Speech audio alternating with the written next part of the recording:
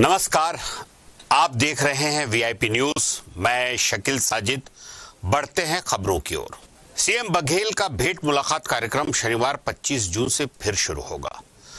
सरगुजा संभाग के जशपुर और कुनकुरी विधानसभा के लोगों से भेंट मुलाकात करेंगे।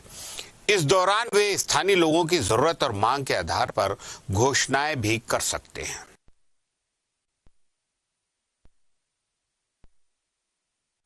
छत्तीसगढ़ विधानसभा के मानसून सत्र की अधिसूचना जारी हो गई है। इस बार 20 जुलाई से 27 जुलाई तक मानसून सत्र चलेगा। इस बार मानसून सत्र में केवल 6 बैठकें होंगी।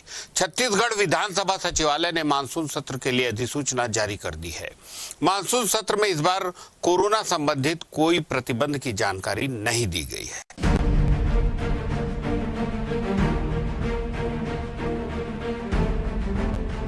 दरअसल छत्तीसगढ़ विधानसभा सचिवालय की तरफ से बीते गुरुवार को विधानसभा की कार्यवाही के लिए अधिसूचना जारी कर दी है। इसके अनुसार जुलाई के तीसरे सप्ताह में 20 जुलाई से विधानसभा की कार्यवाही शुरू हो जाएगी, जो कि शनिवार और रविवार को विधानसभा की छुट्टी के चलते 27 जुलाई तक केवल 6 दिन की होगी। मानसून सत्र पहले भी 1 सप्ताह तक के होते थे, लेकिन इस बार विपक्ष कह रहा है कि कम से कम 10 बैठकें होनी चाहिए। जनहित से जुड़े इतने मुद्दे हैं कि उसके लिए समय कम है। इससे ये कयास लगाए जा रहे हैं इस बार छोटे सत्र में जोरदार हंगामा हो सकता है। देखिए, जिस प्रकार से यहाँ पर समस्याएं हैं और उस समस्या को देख करके मैंने कहा था कम से कम 10 सीटिंग होनी चाहिए। और अधिसूचना जारी होने के पूर्व मैंने मांग किया था इस प्रदेश के सरकार से, स्पीकर साहब से, कि पर्याप्त अवसर मिले, जनहित के मुद्दे उसमें उठ सके। खाद की समस्या, बीज की समस्या, लगातार चाकूबाजी की घटनाएं, अनाचार की घटनाएं, माफियाओं के द्वारा जमीन का, रेत का और जिस प्रकार से अवैध तस्करी, गांजों का, नशे का कारोबार का, इन सारे मुद्दे उठने चाहिए और उसके लिए पर्याप्त अवसर चाहिए। लेकिन ये सरकार जानबूझकर के सत्र छोटा बुलाती है, जाके जनहित के मुद्दे पे चर्चा न हो और ये सदन से भागना चाहती है।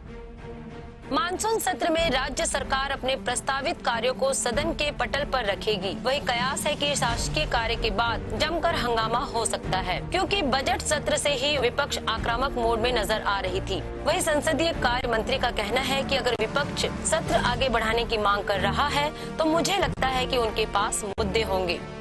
लेकिन दुर्भाग्य, जितने दिनों के लिए विधानसभा आहूत किया जाता है उस दिन भी विपक्ष सदन में चर्चा नहीं कर पाता। विपक्ष हमेशा भाग जाता है। भारतीय जनता पार्टी के माननीय नेता प्रतिपक्ष और विधायकों का हम बहुत सम्मान करते हैं।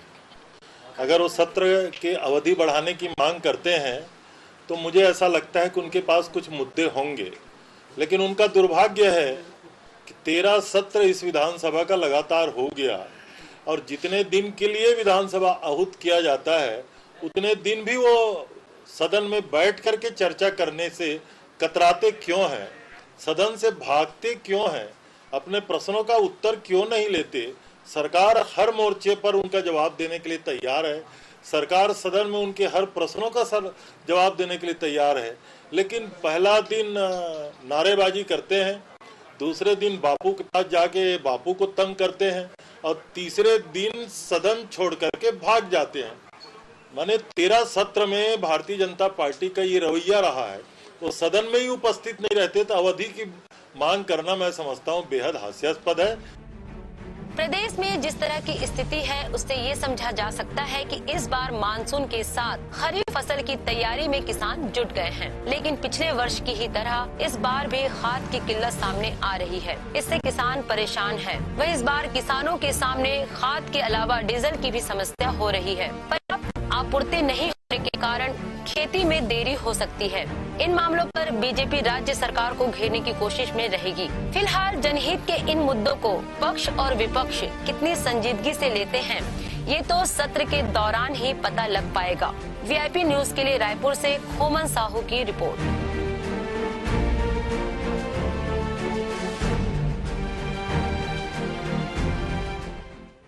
मुख्यमंत्री